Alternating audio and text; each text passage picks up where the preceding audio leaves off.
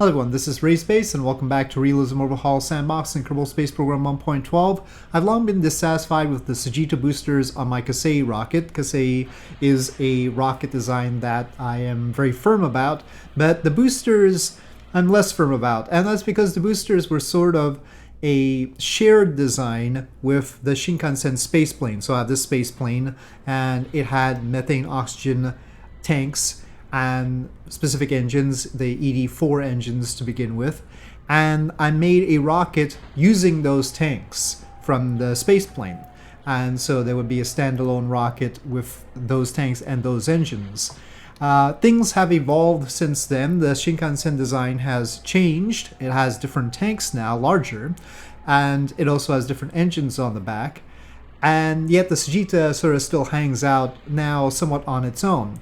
So I wanted to sort of adapt a different rocket to the purpose of being the boosters on the KSP rocket, and I've decided on the Neutron rocket. The Neutron rocket is also a methane oxygen rocket.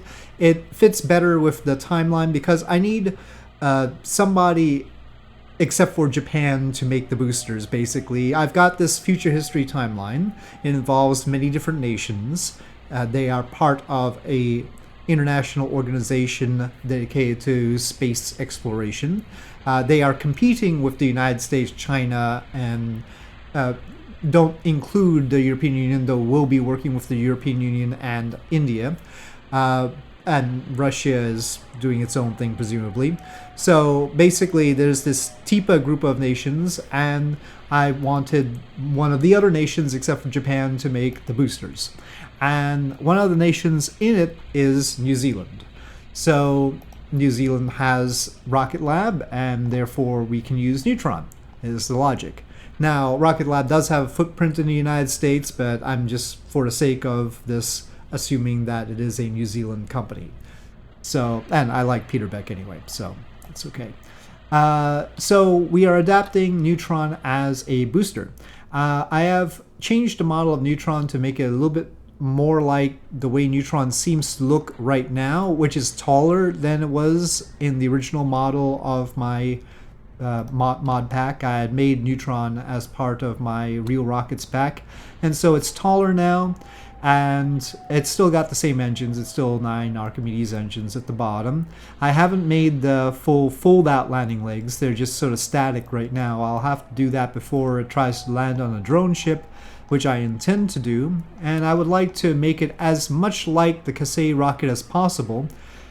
So we're going to be landing it sort of in the same place, if I can manage that. Now, the Neutron rocket does not use grid fins. However, I think it'd be more convenient if I do. Certainly if we're going to use Pekka's script to land it. I don't know how it would be if we were using the fins that Neutron seems to have, because those fins don't provide as much braking capability. You know, they don't have as much drag. But then again, Neutron is a fairly wide rocket compared to some of the others. It is 7 meters in diameter, so that's, you know, a good amount of drag to begin with, and maybe it doesn't need the additional drag from the grid fins, but I'll set that aside for now. We have a lot of work to do with Neutron to make it work all right, especially as a booster on the KSP rocket. But right now we're not testing it as a booster. One of the purposes of my Sagitta rocket is to launch the Lynx spacecraft, which is also part of the timeline. It's actually meant to be a joint development between India, primarily India, but with some help from Japan on it. And so I've got the Lynx spacecraft, and we've got a special stage under it instead of its usual service module. So that's what the Lynx spacecraft looks like. So we have this, I say service module, but it's actually the second stage. So what I've decided to do is turn the the second stage into the service module. That's basically a unified thing, so we don't have to have an extra, because this is just going to be the low Earth orbit version. So just as it was with the Sagitta rocket. So I don't really want a really tiny stage for low Earth orbit, because we only need 400 meters per second for low Earth orbit operations, like going to the space station or something like that. So I didn't want to create a special stage for that, so we're just going to use this second stage. And what I've done is we're going to have a second stage with these pressure-fed engines. They have their pressure-fed tanks in this lower section, but it's underutilized, so there'll be piping going to the main Archimedes vacuum engine, but then on the sides there will be the pressure-fed tanks feeding these pressure-fed engines, which also use methane and oxygen. This is the main tank that feeds the Archimedes. So that is the setup. Up here, this section is actually for the fuel cells and life support stuff that normally go in the service modules. So, except for the food, of course, that would go up there. But that's what that bit is for. You note that it's not being used for anything right now. So, and then the decoupler, of course. So that's the setup. We've got the solar panels down here. It is a service module that we will ditch. Currently, I mount this whole this like this on the top node, and that works out fine. And I tuck it in like that. So that's why it's the way it is. So we've got the low Earth orbit propulsion tanks locked right now, so that's not being read as part of the Delta V. So you see that that portion is locked so that we can use it. And that's the Delta V that we have. We need to reserve enough for the Neutron rocket to come back down safely to the drone ship. I've assumed about 300 to 400 for that. Let's launch it and see if we can do everything, is the idea. That's the RCS on the stage. That's the launch escape system. We don't really need that staged, because I'll use an action group for that. This should be fine. And I will launch from Tampico, though maybe these will occur in New Zealand. Now this rocket is heavier than the Sagitta Rocket, which is good, because it'll give the KSP rocket more of a boost when used as a booster. So that would be helpful. However, probably we're only going to be putting 2 of them, because it might look awkward with 4 of them. Anyway, we'll get to using it as a booster on KSP later. I've already tried that out once, but not with the reusability bit, so we'll see about that. I'm just going to manually launch it because we have to save the fuel in it. I'll figure out a script later. But SAS is on, throttle is up, ignition, and launch. And by manually launch it, I do mean using Smart ASS here and just adjusting it along the way. And we're going to a heading of 72 because out from Tampico, that's the way to get to an inclination of 28.6, which would line up with the moon or with the rest of the ecliptic. And I certainly want stations to be in that position and stuff like that. Another option for Lynx would be the Ariane 7, well, what I call the Ariane 7, and that's the one with the Prometheus engine, which is also methane oxygen.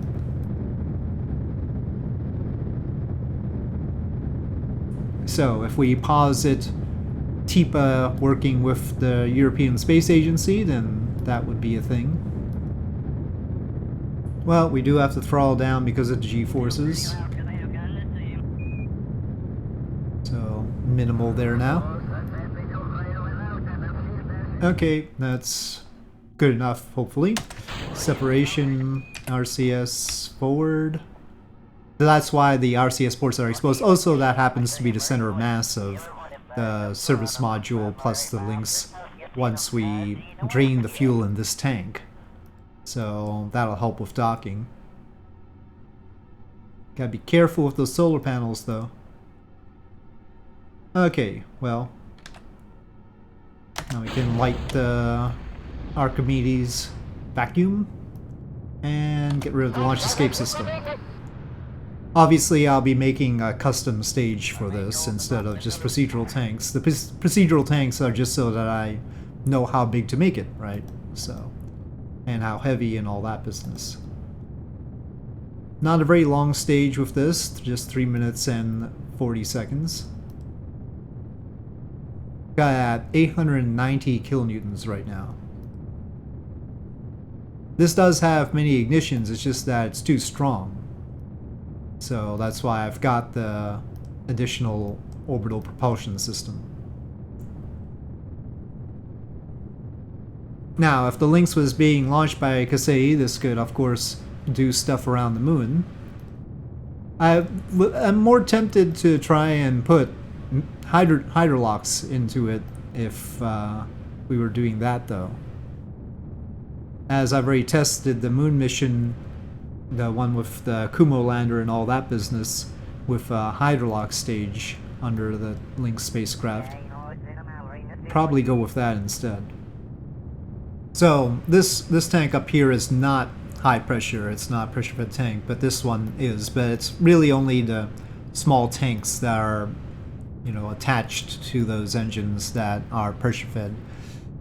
It's not meant to be the whole volume, but we're only utilizing 20% there.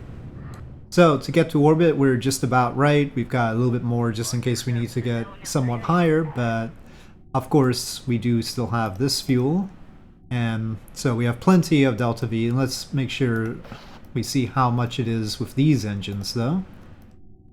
They are not, because they're pressure fed, they're not as efficient as the Archimedes, but 600 meters per second is fine. Also, not the same fuel mix.